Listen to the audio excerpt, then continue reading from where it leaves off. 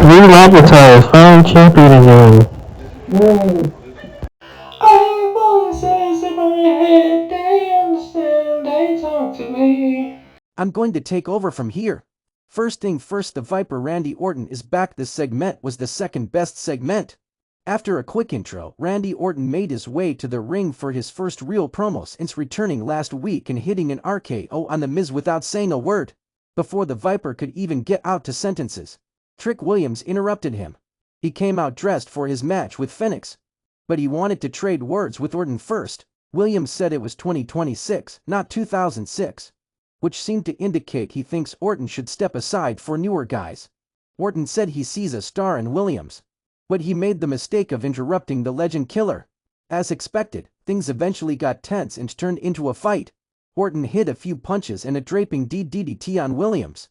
The Miz attacked Orton from behind, but the Viper turned his finisher into an RKO.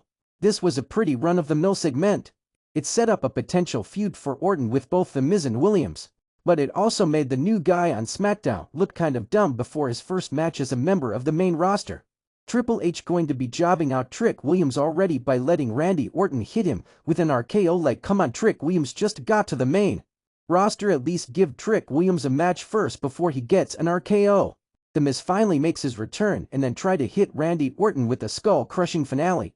But Randy Orton, as the veteran he is, reverses it and hits him with a nasty RKO. I'm so glad the Miz is a jobber.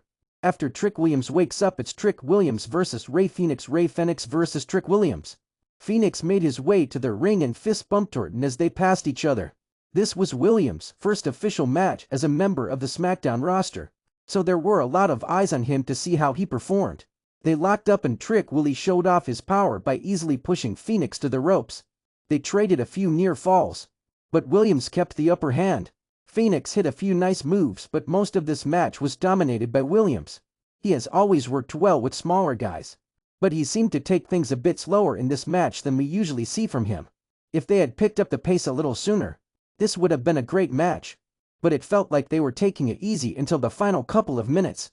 We know both of these guys are great at what they do, so it was a little surprising that they didn't do more. Williams ended up countering a pin with a handful of tights. I'm skipping this woman's review because Alexa Bliss lost again. The match after that is the MFD versus Wyatt 6, last time in action MFD versus Wyatt 6 ended in a no contest December 15th. Solo Sikoa, Tale 8 Honda, Tama Tonga and Tondaloa were accompanied by JC Mateo for their match against Uncle Howdy, Joe Gacy, Eric Rowan and Dexter Loomis, who had Nikki Cross by their side. The arena lit up with the fireflies as the Wyatt 6 made their way to the ring. It was great to see the crowd still so into the group despite WWE being inconsistent when booking it. Loomis and Lois started for their teams and the Wyatt test took control with a little double team offense from Gacy and Loomis. The MFDs took control during the break and we returned to see Sikoa hitting Gacy with a signature running hip attack. Sikoa used the lantern to draw Howdy's attention away from the ring, allowing Tama to hit his finisher and get the win for his team. Result: MFD defeated Wyatt 6. My boy Carmelo Hayes, bro. My boy Carmelo Hayes is up next, bro. He's up for a match with Shinsuke Nakamura. I'm gonna get into the female match. It's gonna be real quick, bro. Long story short, bro. Grace defeated Jace, bro. Grace defeated Fire, bro. This was a no. This match was kind of boring. I'm not gonna lie. But now we got my boy Carmelo Hayes versus Shinsuke Nakamura. This match was a really good match, bro. This is like a third best match, bro. Carmelo Hayes going over, bro, taking the victory, beating Shinsuke Nakamura, bro. Melo is going crazy. I could just tell Melo's going crazy on SmackDown. Now we got Cody Rhodes versus Drew McIntyre, and I can't stop thinking about Punk's out to CJS, bro.